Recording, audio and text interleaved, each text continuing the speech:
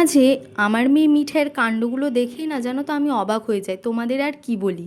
এই যে ও হাত পারছে না শিবলিঙ্গতে, তবুও জল দেবে।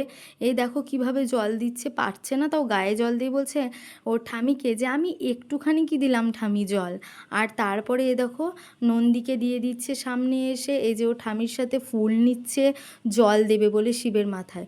ওর খুব জানো তো এই কাজগুলোতে ওর খুব ভক্তি, আর এই কাজগুলো ও খুব মন দিয়ে করে, কিন্তু এই যে ফুল দিয়ে দিচ্ছে, তারপরে যে নন্দীগুলোকে জল দিয়ে দিচ্ছে, আমাকে দাও আমি করব, মানে ও নিজেই দেবে। তো আমি বলছি না যে দিস না, দে, ওর ভালো লাগে ও দেয়। আর এই মন্দিরটি জানো তো আমাদের এখানে অবস্থিত। এই মন্দিরের মাকে কৃপাময়ী মা বলে আমরা চিনি, জানি, বহু প্রাচীন একটা মন্দির। আর এখানের পরিবেশটা খুবই সুন্দর, চারিদিকে গাছপালাতে ভর্তি। আর এই মন্দিরের সমস্ত গাছে যে ফুল হয় সেই ফুল দিয়ে মায়ের পুজো হয়, আর দর্শনার্থী